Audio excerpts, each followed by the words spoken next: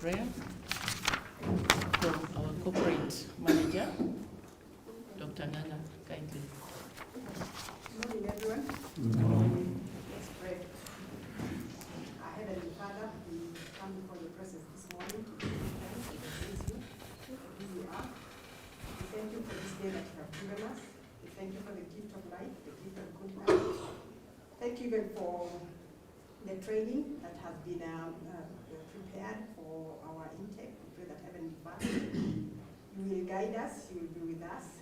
I pray for our speakers. Thank you for granting them journey masses to be here today. May you use them even to be of benefit to us who are gathered here today. And I pray for each one of us that Heavenly Father, you will allow us to have an attentive mind so as to just learn that which has been prepared for us. So Lord, we just want to bless you and exalt you. In Jesus' name we do pray. Amen. Okay, so ladies and gentlemen, we are going to begin the training and we are going to open officially after tea when our guest of honor is going to be here. Meanwhile, I would like to invite our facilitators from KIPI. Maybe they can introduce themselves kindly. All right. Good morning, everyone. My name is Devin Juguna. From KIPI, being the manager in charge of patents. And here next to me are my colleagues. I'll give them an opportunity to introduce themselves. My name is Ruben Langat. I'm a patent examiner at the Kenya Industrial Property Institute. And my name is Paul Fege. I'm an assistant manager patents at KIPI. Thank you very much. We also welcome our other participants from the Eldoret National Polytechnic. I don't know whether they're already here. Rift Valley Technical, Moiben Technical, Vocational College, Turkana University, Tinderet Technical and Vocational College, Emining Technical Training Institute, Olesos TTI, and Endebes TTI. If they are not already here, they are on their way. I think some are already here. We welcome you very much. We are going to ask you to introduce yourself later on when we officially open. So I would now like to hand over the program to our facilitators from KIPI to begin the first part of this program, the overview of intellectual property rights. Welcome very much. Mr. Chege.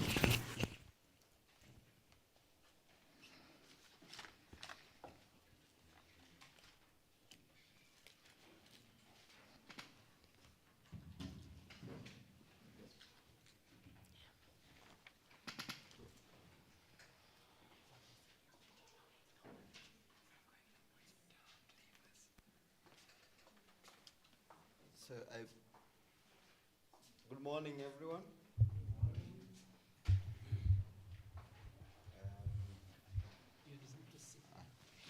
Okay. I like standing.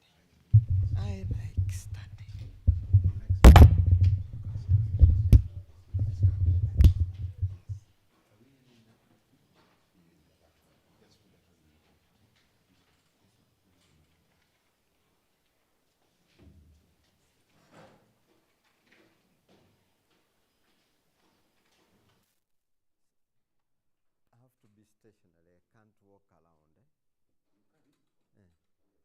Okay. But then you'll be forced to be following me as I. Oh, okay.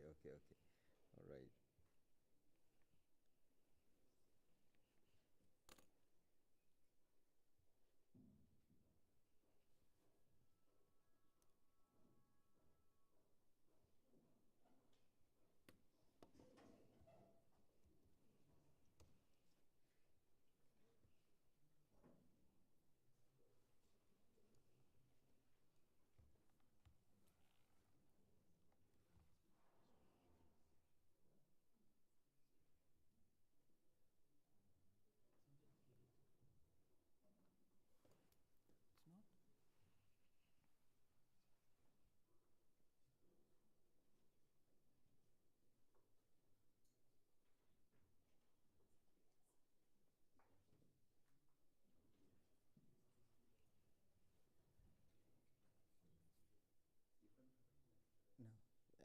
some assistance.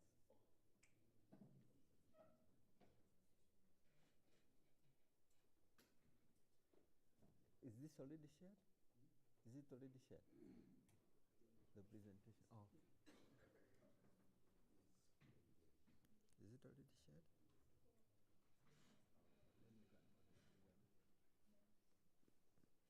Okay. It's not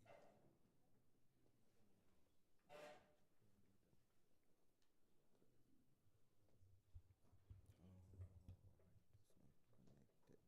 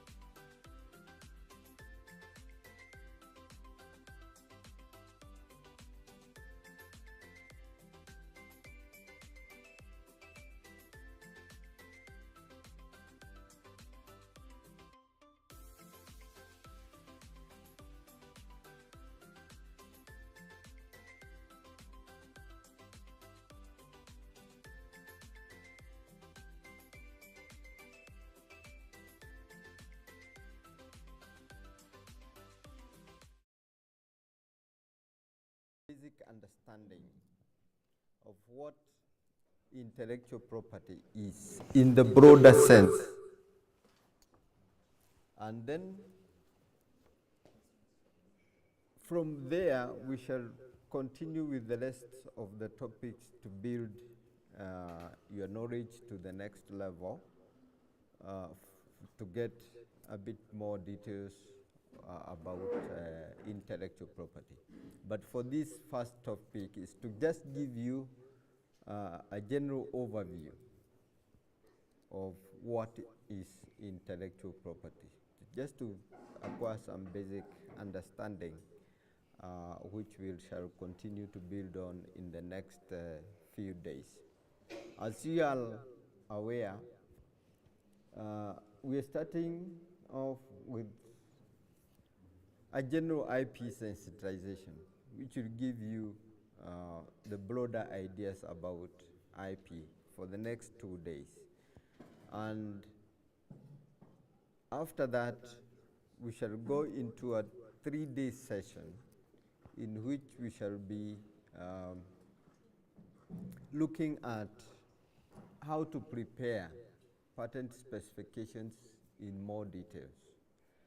And there we shall basically be focusing on how to draft a patent that would be acceptable by the IP office. But for these initial sessions, for today and tomorrow, we shall be looking at the bigger picture of IP. And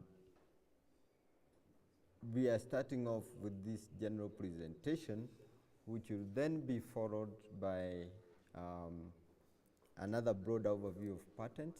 Remember, patents will be our main focus for the other 2 days, but this afternoon we shall have a general presentation on patents. Then tomorrow morning, I think we shall have the Kenya Copyright Board coming in with their presentation on matters of copyright that will build upon the presentation that we are going to have this morning. And we shall have also Kenya Plant Health Service, Kenya Plant Health Inspectorate Service, KIPI, who will be talking about the protection of plant varieties. Again, that builds onto this presentation. And then in the afternoon, we shall have matters of trademarks and industrial designs tomorrow. So that will cover the first part of our sensitization and workshop on matters of IP in general. So I'll basically want to kickstart the program by this presentation. And to start us off, we know there are 2 types of properties that are recognized in the society. And the 2 types are tangible property, things that we can touch, like these tables, the chairs, the camera. These are tangible assets, the things you can touch, the things you can feel. But there are also other types of property which you cannot touch. They are intangible. We call them intangible assets. These are like things like trademarks. Probably you have heard about patents. Things like goodwill. The things of value, things that can be owned, but you cannot touch them. They don't have what I would call the physical form which you can touch. So those are the 2 basic types of properties. But when we talk about intellectual property, we are really talking about those things that arise from the creations of the mind, and they belong to the category of the intangible assets, the things you cannot touch, but they're things of value. They can be owned.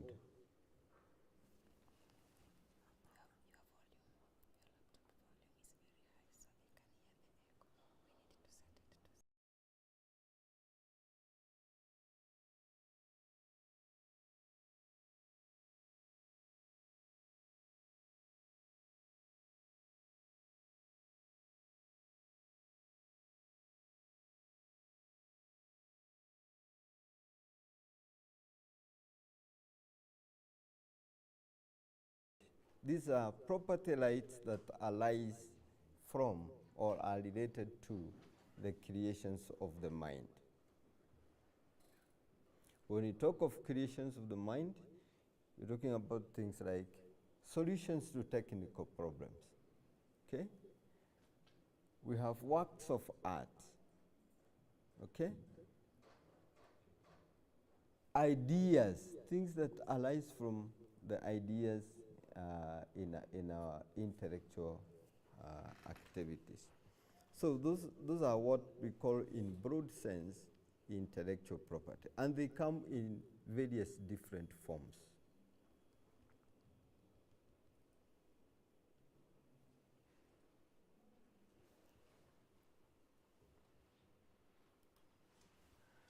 And they come in various different forms. So there are different categories of intellectual property rights that are associated with those creations. And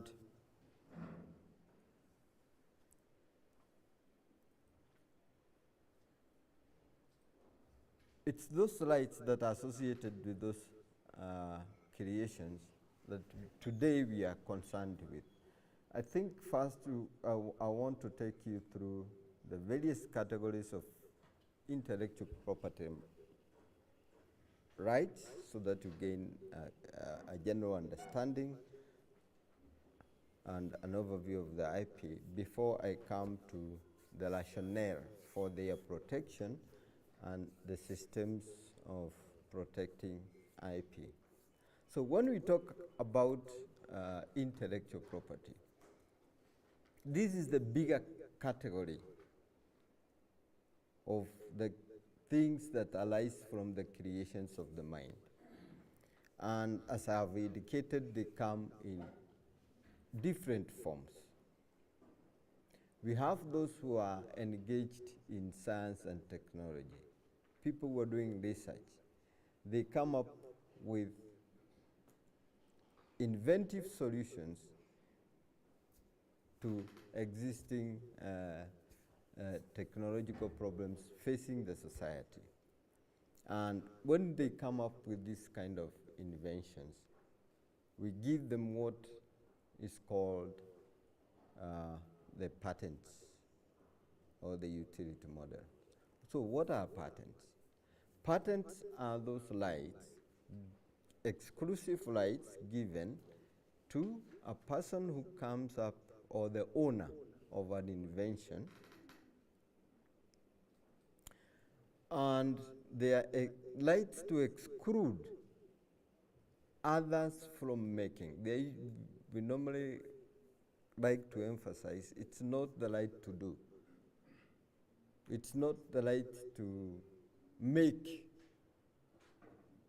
something. It's the right to exclude others from making, using, selling, or offering for sale that invention or that creation that embodies the inventive ideas for which the owner or the inventor has been given the rights under the patent.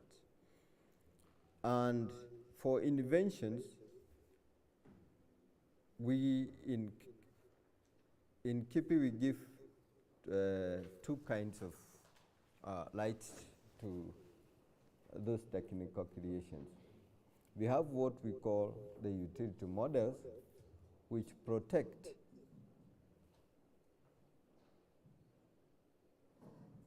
inventions which are new and they have industrial applicability. Those are the only two criteria required for you to get a patent. For you to get a utility model, sorry. But for patents, you need to have an invention that is inventive, industrially applicable, and has not also been disclosed to the public. These concepts will be explained together later in the later presentation. But what I want to say, this is one of the IP rights that falls under the industrial property rights, which is a subcategory of intellectual property rights. Apart from patents for inventions, we have those things that are of the aesthetic appearance. That aesthetic appearance is also a creation of the mind. And for those kinds of creations, we normally provide what we call the industrial designs. This is about the shape and the configuration of elements in space, so that it gives an object that aesthetic appeal, and which consumers will be attracted to. So this aesthetic appearance is what is protected under industrial designs. That also is one of the intellectual property that is under the subcategory of industrial property. Then we have the trademarks and service marks. When you go to the market, you identify products by their logo or their name, the brand names.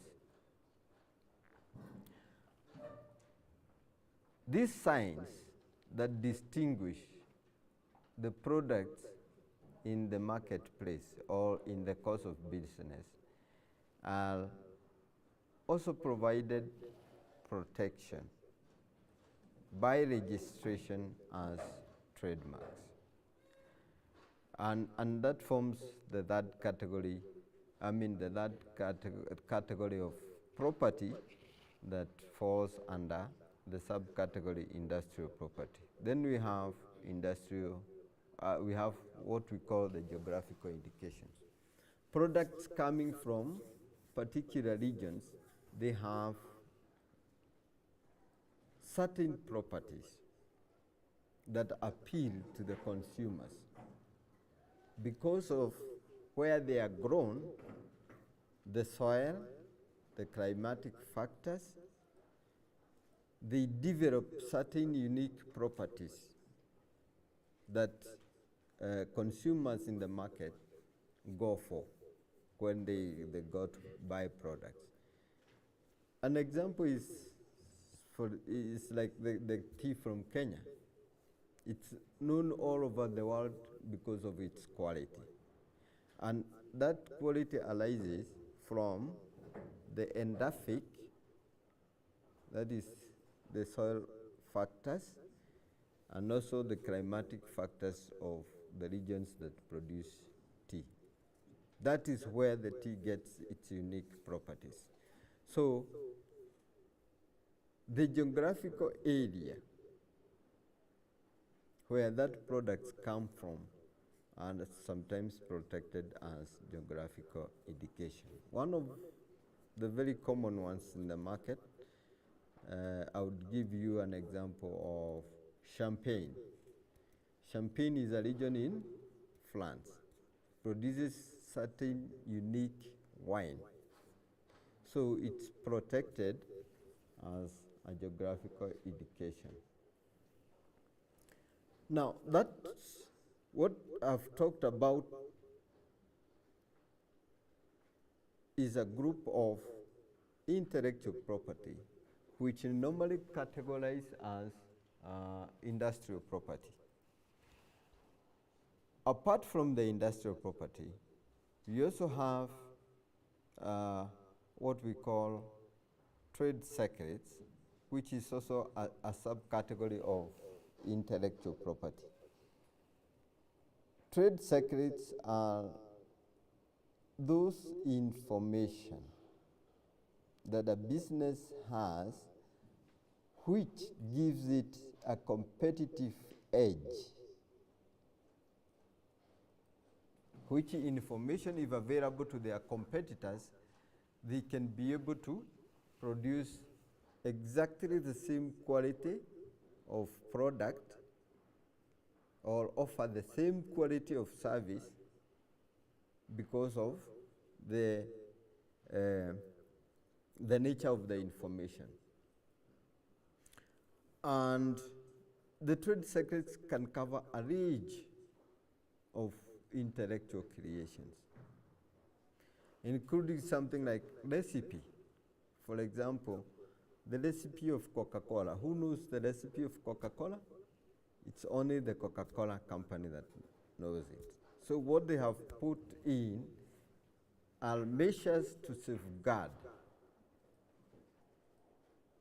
that formula so that nobody else has access to, their competitors don't have access to that secret information. Those are what we call trade secrets, and they come in various forms. It could be a list of your customers or a list of your suppliers. It could be a recipe in a hotel. You prepare your foods in a specific way, so you don't make this available to your competitors by putting in place measures that safeguard those secrets. So those also forms another kind of intellectual property. Then, apart from those creations, we have those creations that are of the artistic works of art or literary works. Normally, literary works are protected under what we call copyrights. And these also form the other category of intellectual property. Then we have creations of the plant breeders. When the plant breeders, they come up with new plant varieties, they're normally given what we call as plant breeders' rights. These rights together, all of them is what we call the intellectual property. There are other forms of intellectual property that are there, like the traditional knowledge, which relates to those things that have been created in the traditional context, like the traditional medicine. There is that knowledge associated with the genetic resources that the communities have built over time. Although there isn't yet a very concrete system for protection of those kinds of knowledge, they have come into the realm of intellectual property, and systems are being developed for the protection of traditional knowledge, but they are yet to come of age. So broadly speaking, that is what would form, or that is what we call the intellectual property. But why do we protect intellectual property?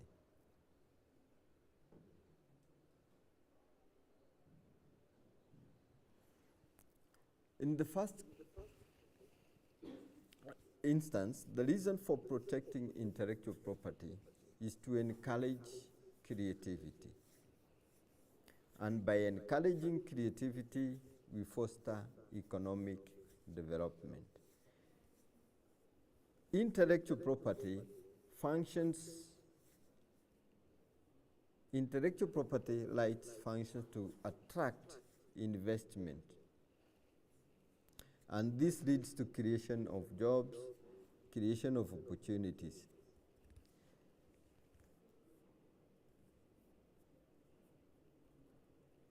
And it also encourages the firms and or individuals, the inventors, to bring out their inventions into the economic realm. They commercialize their inventions and other creations of the mind for, of course, profit reasons, but in doing so, they help to advance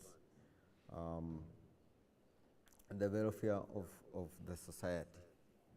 So, stimulating creativity and inventiveness is one of the basic aims of IP. And how this is achieved is the IP rights give the creator of the IP exclusive rights over a limited period of time, and it's during this time when there is that exclusivity that the inventor or the holder of the intellectual property is able to commercialize, is able to avail his creation to the public under a monopoly for the limited time, and therefore generates profit to recoup the cost of developing the invention and also make some profit. And apart from that, especially in the copyright regime, there is what we call the moral aspect, that attachment of the creation to the creator, and which is collected through, which is protected through what we call the moral rights. So there is that additional aspect of IP, protecting the moral interests, which the IP systems help to bring into play. And to make things a bit more clear, I think I'll illustrate that principle using an example of, imagine somebody, that person who came up with the first blend. Building or creating that knowledge to make that blend, there was investment involved. That is the cost of innovation. But once the recipe for making the blend is made, that knowledge, when it's created for the first time, if available to the public, the other people would make the same blend at a fraction of the cost that was used to develop the first blend. So, without recouping the cost of inventing the first blend, competitors would come into the field and compete with the person who did the research to come up with the first blend. And therefore, when he gets into the market, he cannot make enough money, enough profit to cover for the cost of his research, and these competitors would enjoy the benefits of that knowledge that he created, and therefore to them, getting into that business of making the bread would be almost at zero cost, initial cost, in terms of building the knowledge for making the bread. And this is even more explicit if you look at the manufacturing of drugs, the way drugs come into being. The initial costs, research costs for coming up with the drugs are very high. But the later process of just manufacturing the drug, and it's so easy to replicate some of processes, the cost is very low.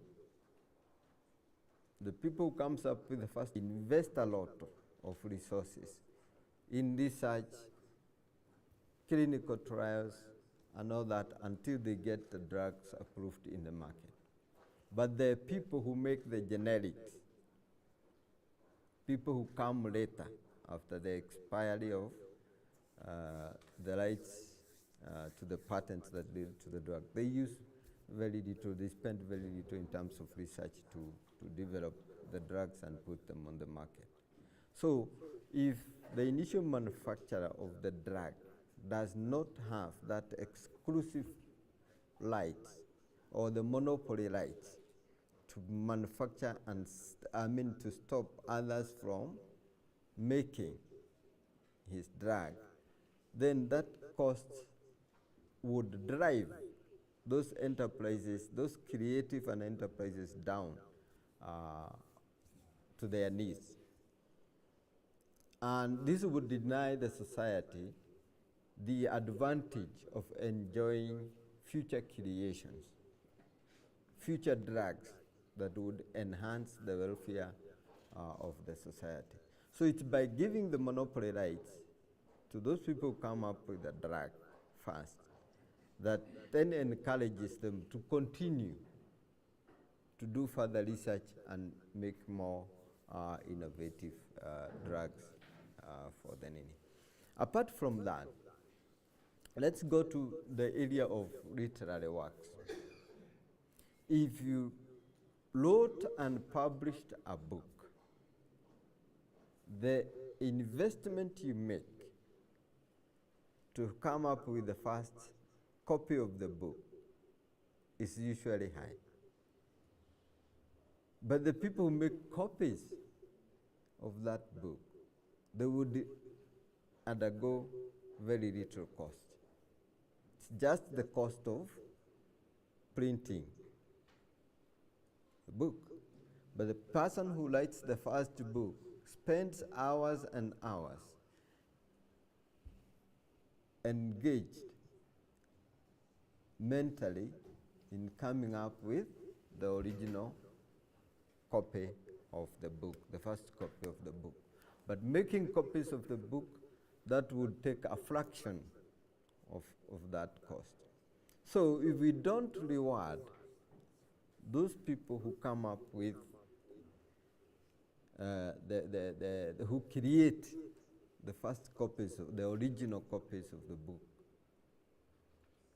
then they would not be able to recover their cost of making the book, and therefore there would be no interest in creating and writing more books. But by providing copyright protection for works of literary works and works of art and the related creations, then you encourage those people who develop those creations to come up with more of it. And the society benefits from the variety and the diversity of the works.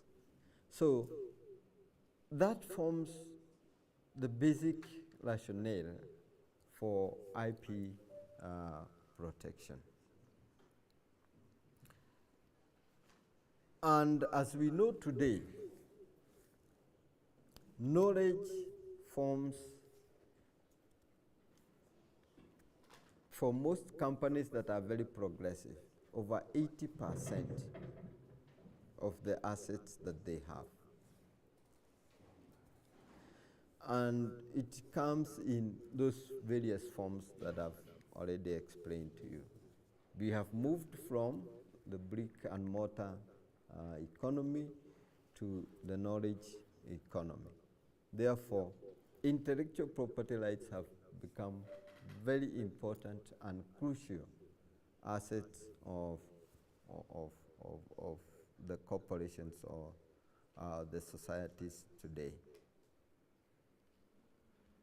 So, just for illustration, what we have here are some of the innovations. I think you are familiar with them. With the coming of Corona, people started coming up with solutions to solve to provide solutions for the various devices for dispensing water and soap, to facilitate people to wash their hands, to sanitize. I think you have seen some of these gadgets all over. Like in this first one, you see there is a place to step on, which then creates the flow of water.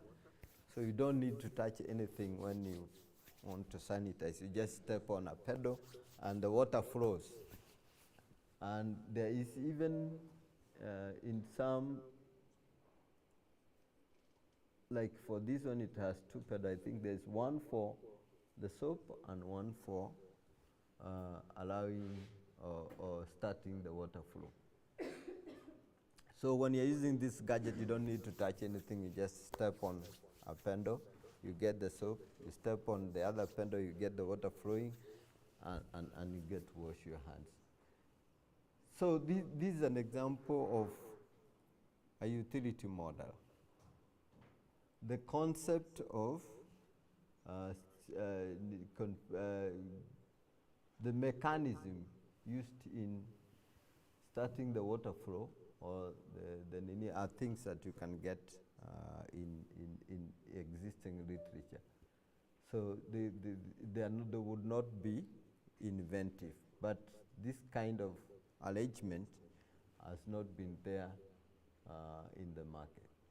So you can get a patent for such kind of inventions. Then you have things like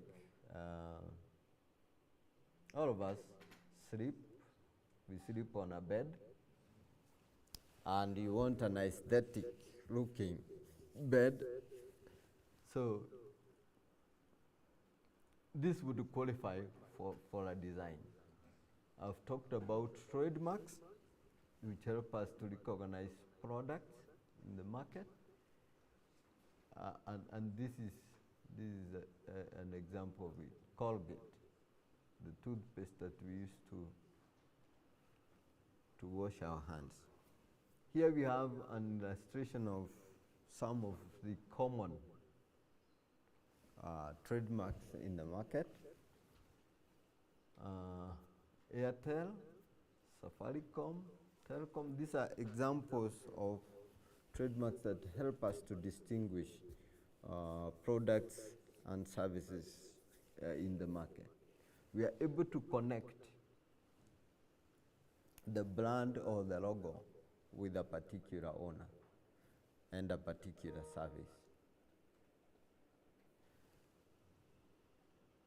These are forms of creations which are made by companies. They create a product or a service which the consumer wants and builds that reputation and the connection between a word and a product or a service.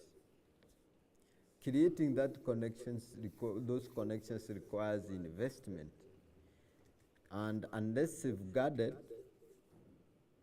they can be copied by the competitors at very little cost and to the detriment of the original creators of those brands.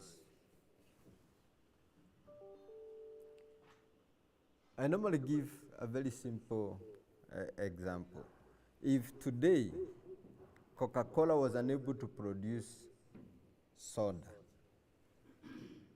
let's say one brand like, let's say Fanta, and you have that technology and you can produce a product to the exact quality of the original Fanta ya Coca-Cola, okay? Then they give you just one day to supply the world market, not only the world market, let's say the Kenyan market, to supply the Kenyan market, okay? So you have the technology, you have the materials, and you make that product and you label it with the Coca-Cola symbol or the Fanta symbol. Imagine how much profit you can make in that one day.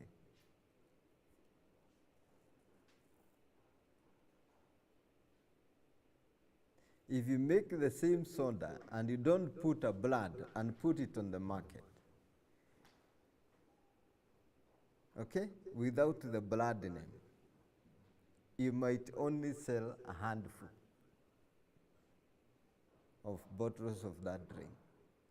But putting the label on it, the Fanta, changes the value of that product. You'll probably supply hundreds of crates in that one day, when you can only supply just probably at most maybe one crate of the soda without the label. So that is the difference between the power of a trademark and unbranded product. So trademarks have their place in the economy in that sense. The connection between the trademark and the services or the product is what the owner of the trademarks invests in through advertisements, promotions, and those kinds of things. They are able to create that connection in the people's mind, in the consumer's mind. And that is what creates that that additional value.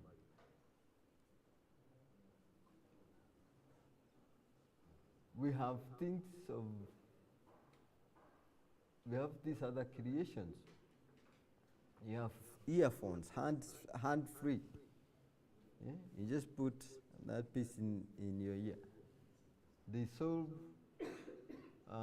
technical problems, because this thing you just plug into your ear and you walk around. You don't have to. Even when you're driving, you can receive a call. You can talk to people on phone. You can enjoy music as you move around without the interference of having wires hanging all over your clothes. The appearance of products, the design, and all that. These are forms of industrial property. Then I mentioned something about geographical indication. Coffee Kenya. This was registered by the Coffee Board as a certification mark. And the basic purpose was, or objective was to use it as a certification mark for the Kenyan coffee. To use it in the market for coffee, so that wherever you go and find this symbol, you can connect it with Kenyan coffee, whether it's outside Kenya or inside here.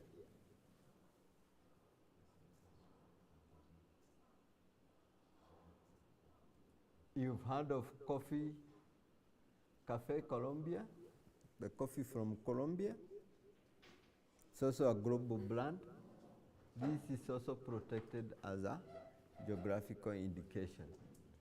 So you cannot blend your products with these trademarks because they are already protected. Then you have works of art, drawings, sculpture, painting, music, books, works of craft. These ones are the ones that are protected under the copyright. And we have what we call related rights when it comes to copyright.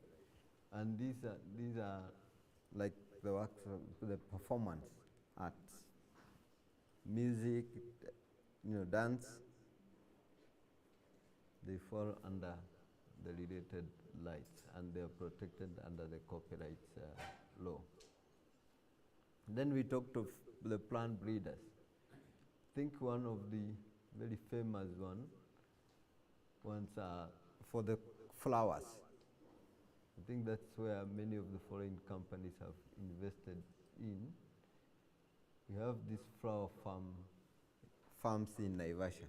The flowers they produce, they normally get their seeds from the seed industries, which commercialize the creations of the plant breeders. So plant breeders, when you talk about plant breeders, it's about new varieties of plant, improved varieties. We're talking about improved production, higher yields, withstanding diseases. Those are creations that add to the economy.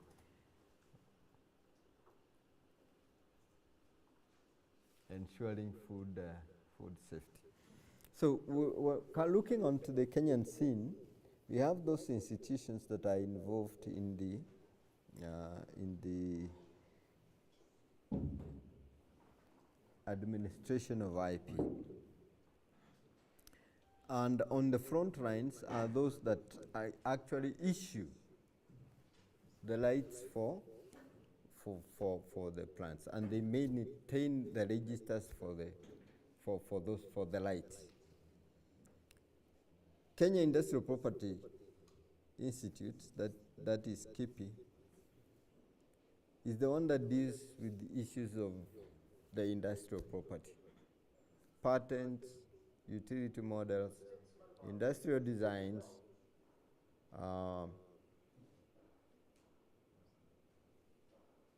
trademarks and trademarks. Those are the industrial property designs that the KIPI is mandated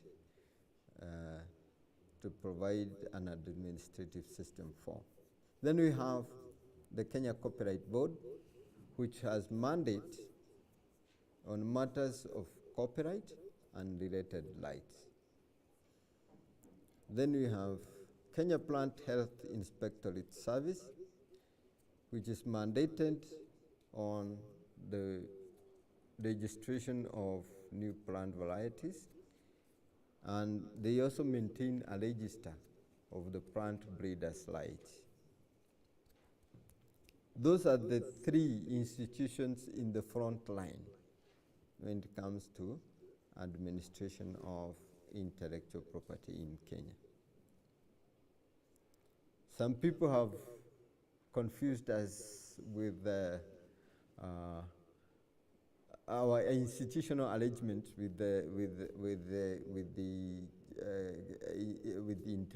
they call us intellectual property instead of industrial property. We in Kenya, we don't have an intellectual property office as yet. The intellectual property is administered in those three separate institutions. We would be an intellectual property office if KIPI and KECOBO, that is Kenya Copyright Board, and Kenya Industrial Property Institute, if they were combined, we would call ourselves an intellectual property office. But for now, we exist as two separate agencies of the government. So that is why we talk of ourselves as administering industrial property, and Kenya Copyright Board administers the copyright and related rights. Then we have the issue of plant breeders protection being mandated to KIPIs. But apart from those those frontline institutions, there are those others that provide additional support in the administration and enforcement of IP. And these are the courts. We have the Anti-Counterfeit Agency, the police, and even the Kenya Revenue Authority when it comes to the issue of the border measures. They assist in the enforcement of IP. But when you're looking at the institutional arrangement of IP protection in Kenya, then these are the institutions that should come front as the institutions mandated with the granting, registration, and enforcement of IP. I think I'll end my presentation there. I don't know if I maybe have taken a lot of time. Oh, there's still time. Okay. But I would like to open up the discussion. Then we can address any issue that you may have that is not clear from my presentation. I would be happy to clarify.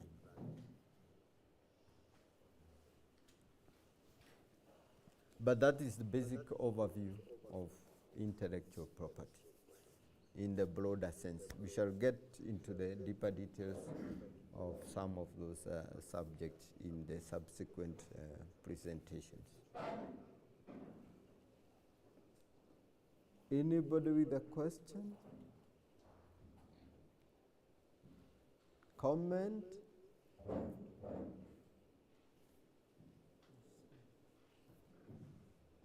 Yes?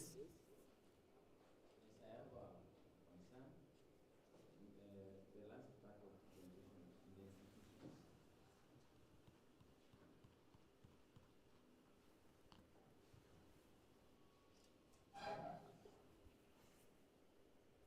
If we can see Kenya Land Inspectorate Service, what about animals?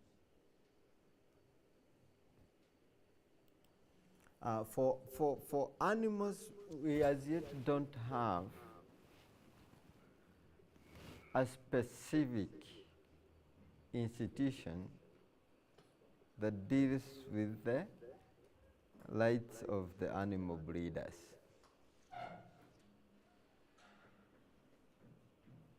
The legal framework has not as well been developed for the protection of animal breeds. But this doesn't mean that plant breeders don't protect their rights to their creations. They normally control the breeding stock.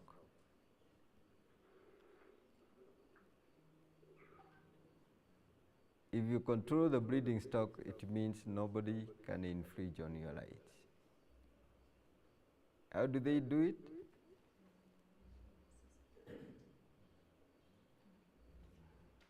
They normally produce and sell sterilized animals.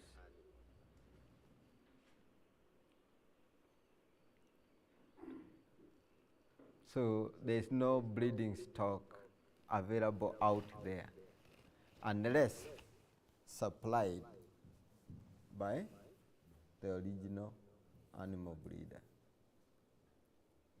That is one of the strategies I know they do employ.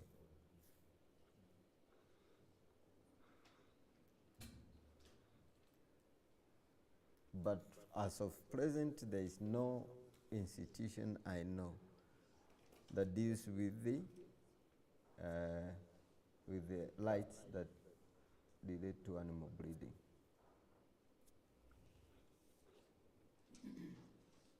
Yes?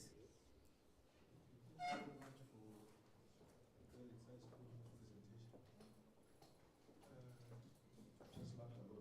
I just wanted to maybe ask a related question. One or two questions. One, I was just asking myself, what happens when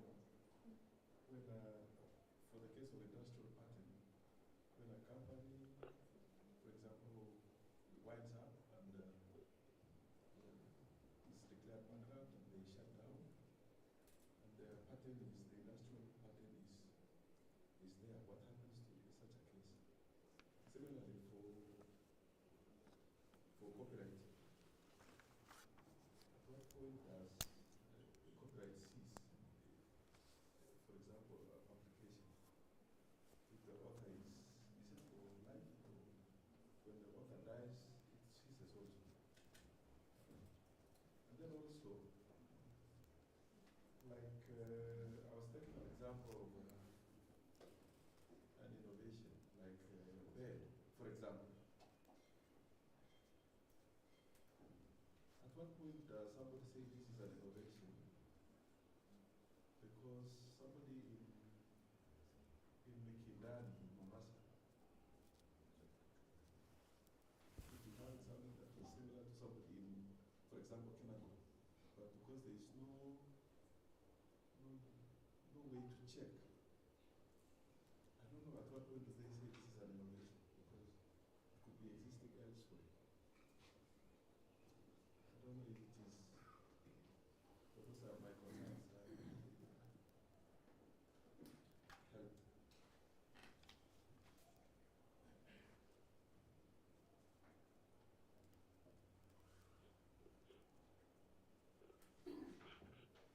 Okay.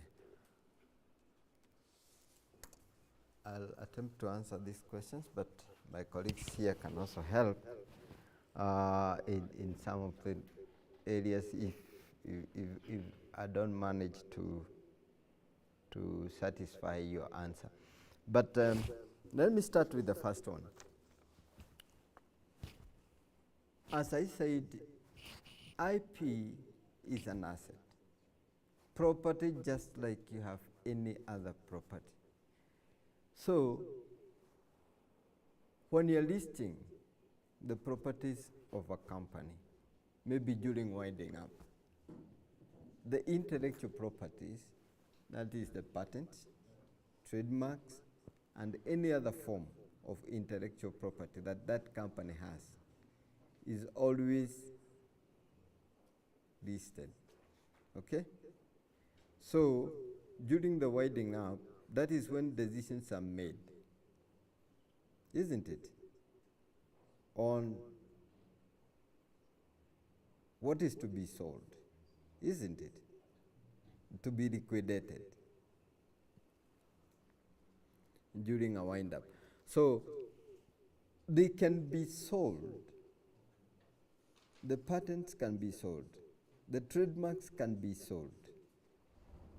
And apart from that, I see in some organizations, what they do is that they create a holding company for their IP.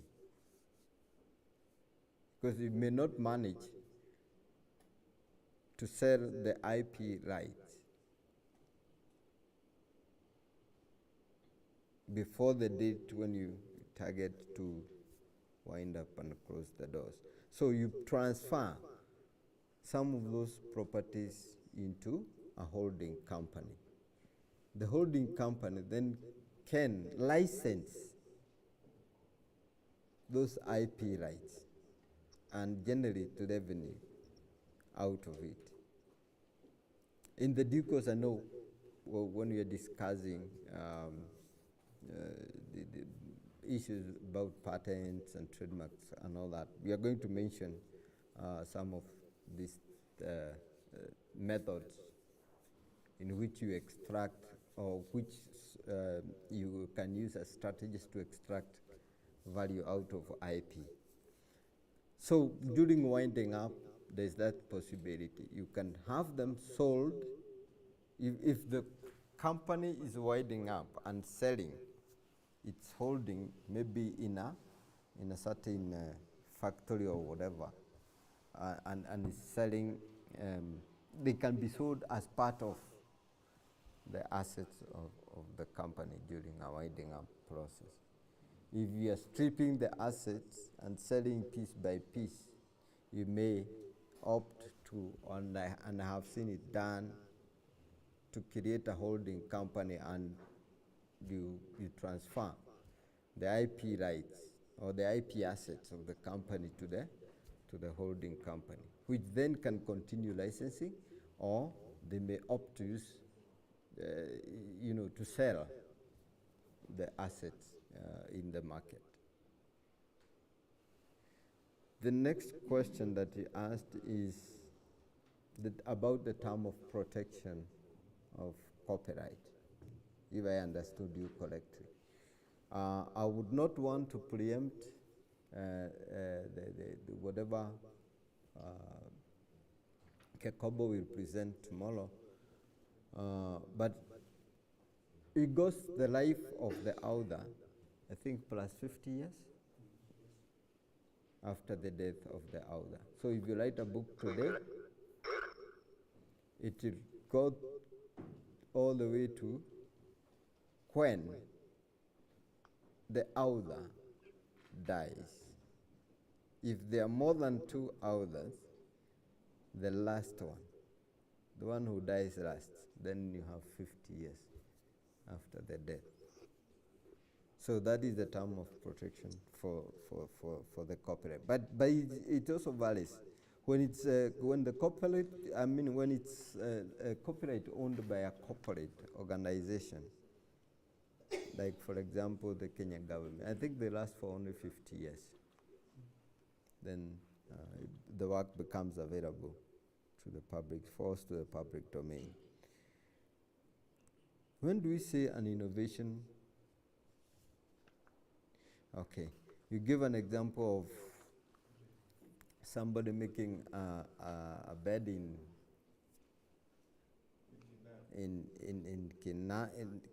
Kinodu,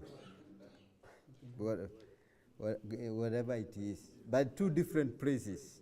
Okay, how do we know that it's an innovation? I don't know what exactly you mean by an innovation, but I believe you were talking about maybe an industrial design. Because a bed has been there, there can't be a patent, it can't be a utility model. But probably it's a new design. So he asks, how do we determine?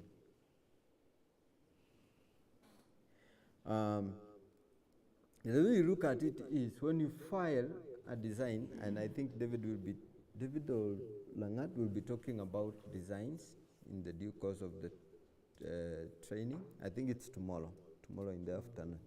Tomorrow in the afternoon. He'll be talking about industrial designs. And we look at it, there is a criteria that must be satisfied for that design to be granted the rights, for the holder to be of the design to be granted the rights. And the key criteria when it comes to design is that it must be new. It's not about inventiveness. It's a design that has not existed in the market before. It has not been available to the public before. So, if somebody is doing it in Mombasa and the other one in Kisumu, We normally publish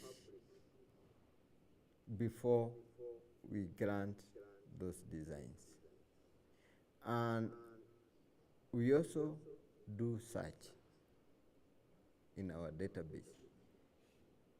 So if a design has existed before, you cannot get rights to the same. I don't know whether that answers your question. There is a criteria to establish whether that thing is new or not. If it's not new, it cannot be granted the IP rights. I think those were the 3 questions. Then there is one that has come in from those people who are following us online. Can one be funded to carry out an IPR project?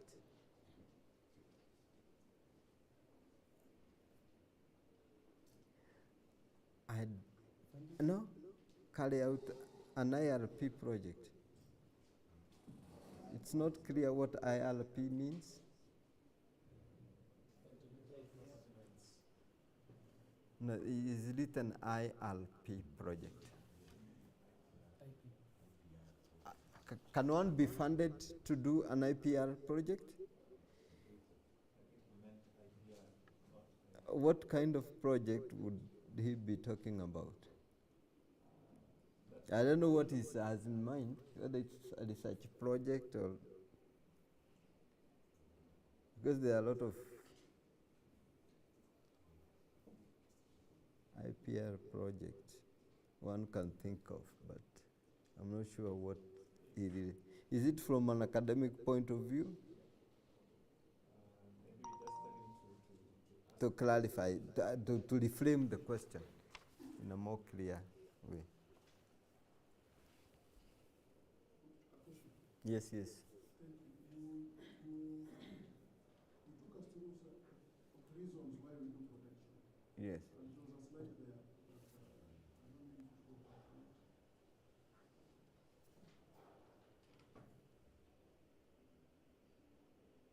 Yes. The 3 main reasons. I was looking at this and wondering what happens to indigenous assets that have been there. Maybe we were born, we found them, and this has been passed on to us, and it may be passed on to future generations. So there's no such like ownership, but we can talk of the locals, those who are there, is like those are the owners. Guarding it against people from outside who can come run away with it and call it their own.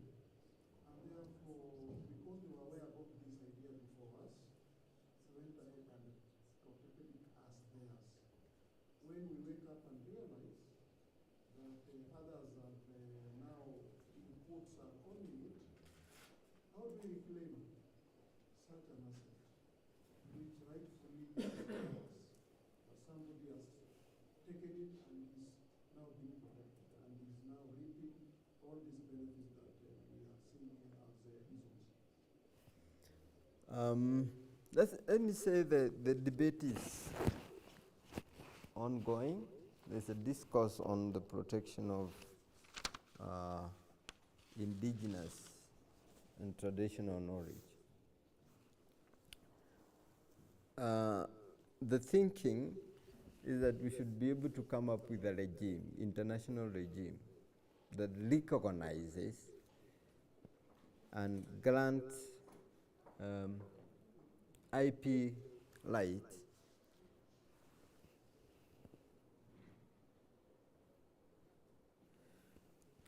and recognize the IP rights of the traditional knowledge holders. As you know, the system for creation and use of tradition of knowledge in the traditional society context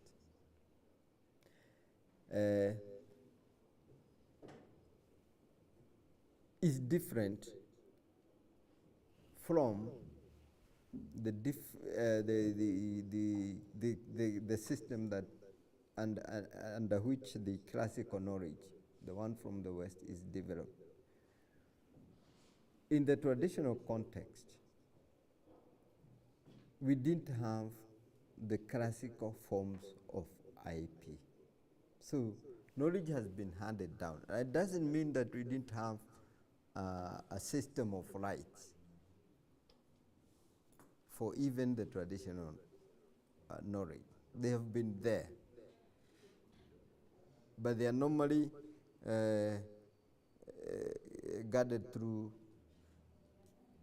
customary practices, the customer protocols, and the related kind of procedures that were utilized by the communities before the coming of the colonial regimes. So what is happening at the WIPU is that there is a debate to come up with sui generis system for the protection of the traditional knowledge. At present, if IP rights were granted, let's take for example patents, based on innovations or inventions that are already known in the traditional knowledge systems, then these inventions were wrongly given. For example, patents cannot be given to an invention that is not new, inventive, and is industrially applicable. Does it have some industrial use, or can it be made in an industry?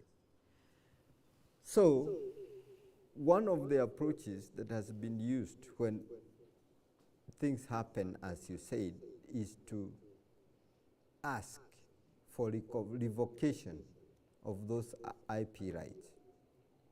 And we know some have been successful, like India. They have successfully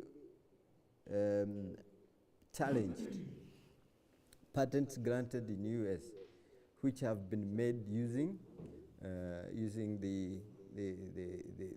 what is traditionally known in India. You've heard about those cases. So that is one of the approaches that have been used to mitigate against the granting of IP rights based on what is already known in the traditional knowledge. So there is that opportunity to seek for revocation. And apart from that, when the patents are being granted, remember the patent examiners carry out a search to establish whether whatever is claimed as the invention has already been disclosed in anywhere in the world before. If it's known to the world before the date of filing, then that invention will normally be rejected for lack of novelty. Number two, it may not be explicitly so disclosed as to destroy novelty, but when we are again evaluating the inventive step, we look at it, could this have been anticipated by the prior art? Okay? If it could have been anticipated by the prior art, then that invention would lack what we call the inventive step. So it's not a new teaching. We know onions have that, or we know those herbs that have been used in the East for management of various conditions. So you cannot now come and claim an extract from the same herbs for the treatment of the same condition, because it's already known by the prior art. Chinese have been using these herbs for treating malaria for many years. So you can not now claim artemisinin, which is an extract from Artemisia annua, which is used by the people in the East for the treatment of malaria. Now you cannot claim an invention of that drug because it's an extract from Artemisia annua. So those are some of the approaches that we use when we are examining patents, when we are evaluating the inventive step. Then maybe the question regarding a company winding up, what happens to their IP? The colleague has talked about, that asset can be valued and sold as part of the company.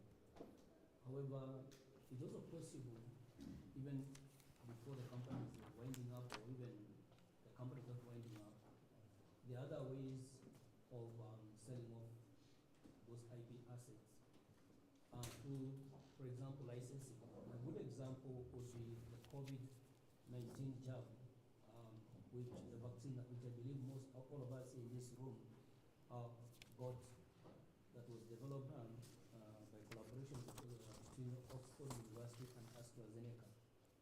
And what happened is that the AstraZeneca licensed an Indian company to manufacture some batches of that vaccine, which we benefited from, because probably in India it's cheaper to do the production. So, but you are licensed to do that. When you license, if you are licensed, you pay the owner of the IP. Just like if you are doing a business, you go to somebody and you get a premises, you pay for that premise for you to do business there. So in the same case, even IP, remember it's an asset just like any other asset. It's also possible to sell IP rights. A good example is Unilever. Unilever, for those who are my age, there was this juice that was called Tritops. Yeah, so at some point they were no longer interested in that area of juices and all that, and therefore for them they let it go. But what they did is to renew it for 10 years, even when they stopped production. And therefore, it's like what my colleague was talking about, the goodwill the people had, or the company that product had with the consumers. Back in the day, in the Kenyan market, there's no, you only knew about Tritops those days. There was no any other, there was no competitor. But at some point, Unilever decided we are no longer interested in this area of business. So they let it go, but they renewed the trademark for further 10 years. So for those 10 years, nobody else could use or could manufacture Tritops using a brand. It's only after the 10 years that a different company came in and decided to register Tritops as their brand, and they continued the production. Another example is Kimbo. Kimbo also used to be made by Unilever, and Cowboy. At some point, they were not interested in those two products. They wanted to just get rid of them. And what happened is Bidco. They sold the Kimbo and Cowboy trademarks to Bidco at a substantial amount of money, I understand. And what came out from Bidco, they said, we are not interested in their manufacturing technology. We have better technology than Unilever.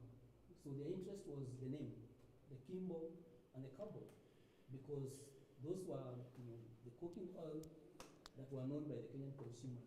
And it was possible for them to not do a lot of advertising, because the consumers in Kenya already were very conversant with those two brands, and they continued buying those products.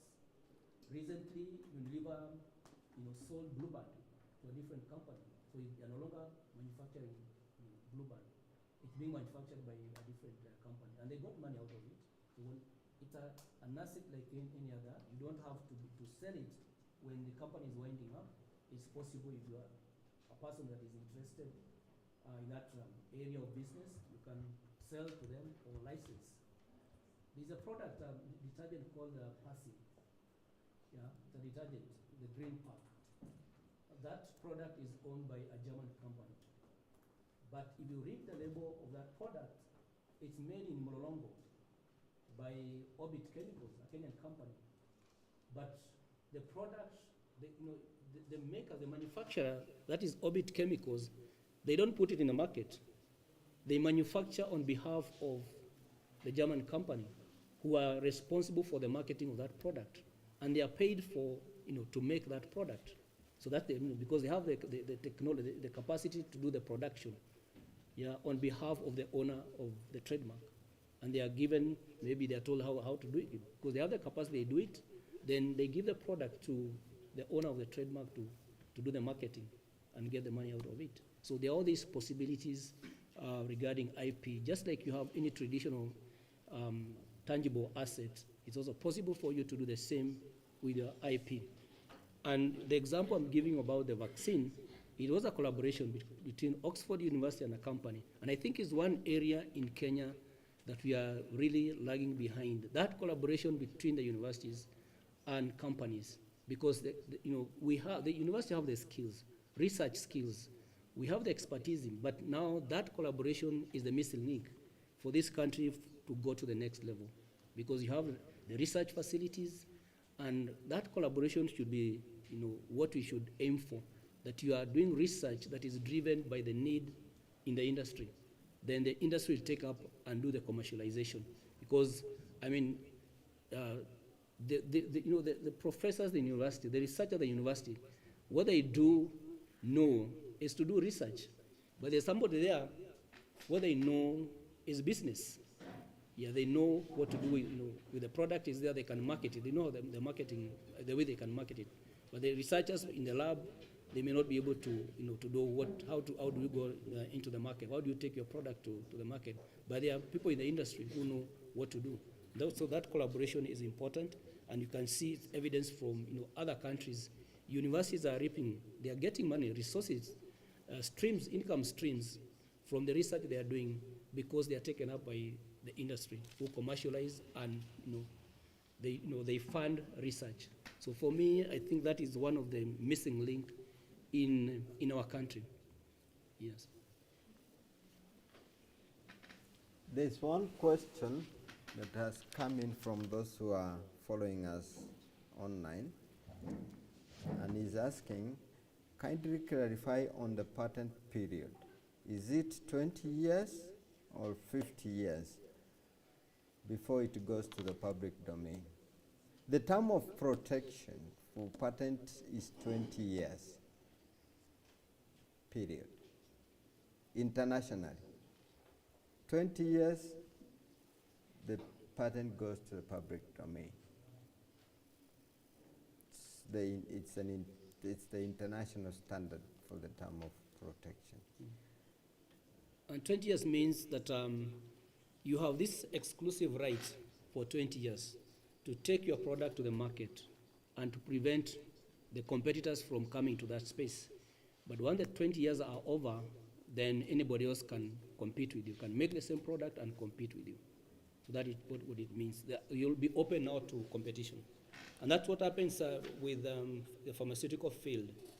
Most of the research is done by Europe, American companies, and you have the Indian companies. What they do is to wait for the patent to expire after 20 years. And the moment the 20 years are over, they flood the market with those products, the pharmaceutical competing products, the ones that are called generics. So it's also an area that is also important to know. The other way is that patents are renewed every year.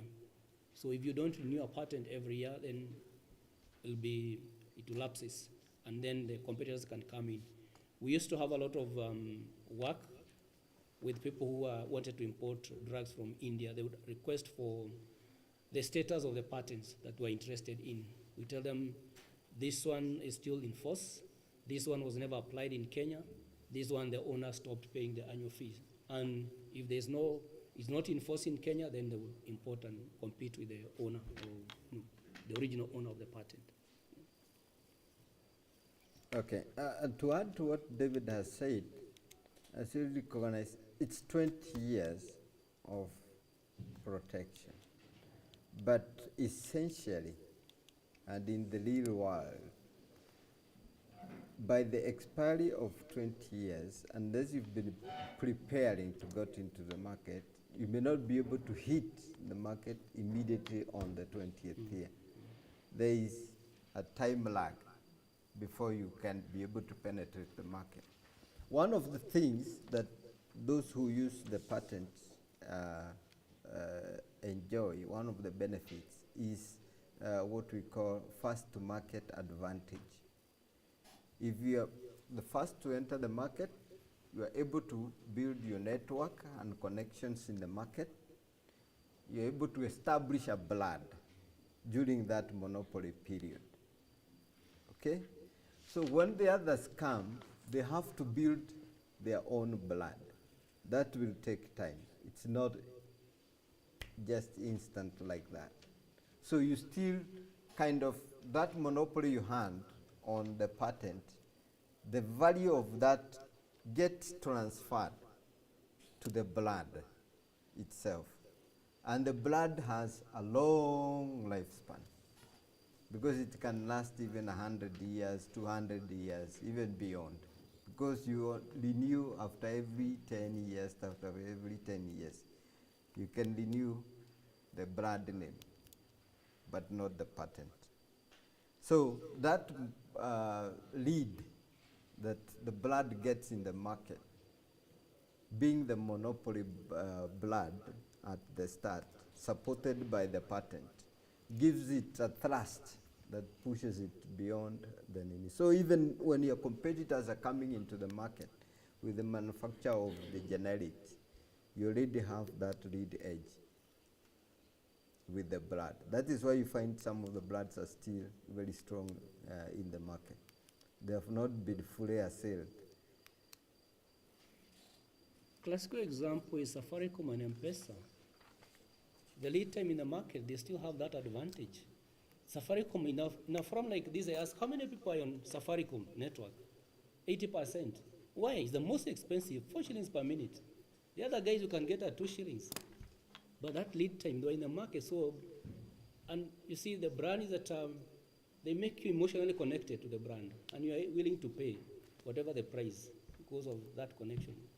They were the first in the market. The lead time, they have that advantage.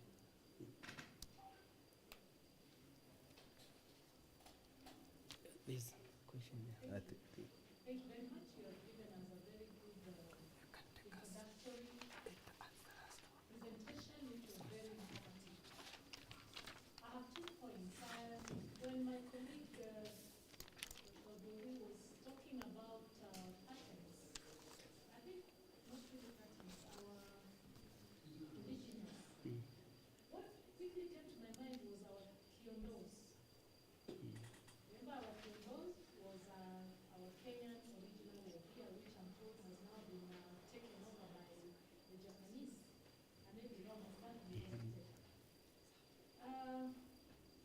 I felt a sense of loss on that one, but I'm happy that to learn that those patents or whatever can be revoked, so we could still get our kiondo back, hopefully. Now that aside, I also have my thoughts that as a Kenyan society, perhaps the awareness is still very, very low, because people out there are making lots of good creations, but they are not aware that they can actually patent them. And as my colleague talked about, there may be an idea in Mikindani. Maybe that producer in Mikindani did not move fast to get his idea registered, and yet there is another one producing it in Kinangop. So the level of awareness and getting people to know that they can actually have the ideas come to the limelight is still very low. In the past, I attended some high school science congress activities, and I found very, very good ideas. So at that level, the awareness again of the ideas coming out of our children in school may still also be low. Yet there are very good ideas from our schools and other institutions. So I don't know what KIPI is doing in terms of raising awareness. Definitely, this may be one of the ways, but I'm hoping that you're reaching out to the wider Kenyan community to sensitize them about this. Otherwise, thank you very much for this workshop. Thank you. Kiondo patent was never there. We have searched for it. We have never found it. I think it was a disinformation. I don't know exactly where it originated from, but there's never been a patent on Kiondo. So don't be worried about it. And if it was there, unless it was erroneously granted, Kiondo was already in the public domain. But if anything, because it was invented many, many years back. So don't be worried. We don't have a Kiondo patent to go and start working on how to get it revoked. Now, awareness, yeah, we've been doing awareness. KIPI has an an outreach, a division that carries out outreach activities. We've been doing this kind of activities before, many trainings. We've been to many public forums, exhibitions. We attend the ASK shows to meet those people out there. And when the students you're talking about, the secondary students, when they organize their science fairs and whatever we normally participate in those science fair, we send people there to sensitize them on matters of IP. We may not have money to cover everywhere, but we are still continuing, and I hope at the end of the process we shall be able to reach to each and every Kenyan so that he is aware of IP. Because even at individual level, IP rights are also human rights. Okay? So people need to be aware. Every one of us who is capable of intellectual activity is a potential creator of IP. And we have created many on the go. But we may not have interest to protect, because unless you're thinking of advancing those ideas to the commercial stage, then it's not worthwhile protecting. Okay? IP comes at a cost. Okay? And if going to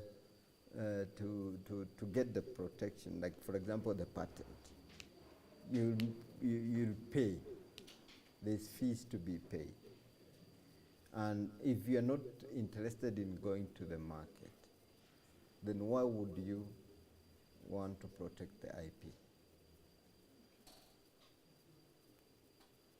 Is it commercially visible? Is it something that you want to advance and make money out of?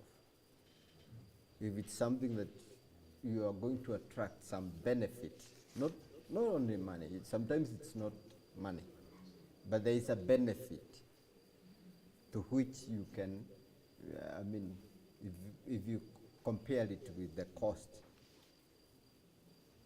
the benefit weighs more than the cost, then you can go ahead and acquire the IP. But a lot of us on the go, anybody who is capable of intellectual activity, then you're creating ideas on the go. And some of them, you reduce them to practice. But you don't have any commercial interest in advancing those ideas, so you just let them go. May I add something on that? Correct me if I'm wrong. I think what the companies did, they protected the process of making the kiondo. And that's why they are doing it en masse, but not the kiondo itself. I think there's that protection of the process of doing it, isn't it? They automated the process of making a basket. Yeah, of making a kiondo. No, But that's a basket. a basket. Yes, Using synthetic fiber. using synthetic fiber. Kiondo is made with It's handmade. Sisal. craft, So they protected the size of made. making a basket similar to a kiondo. Not Yes. even protected. I mean, they just go ahead and make them. You don't need to protect. You can start manufacturing. Yeah. Just like the shirt. I mean, somebody invented, but now if you want to make a shirt, you can make. You don't need to protect it or the process of making a shirt. It's already there. It's a common thing. Yeah. So I'm told that our tea is getting cold, so we need to go for tea and then come back. Then we continue conversation in the afternoon. I think we have some time in the afternoon. With more engagement. Yeah. Please guide us. Yeah, thank you for that interesting session that we have had. I think you can appreciate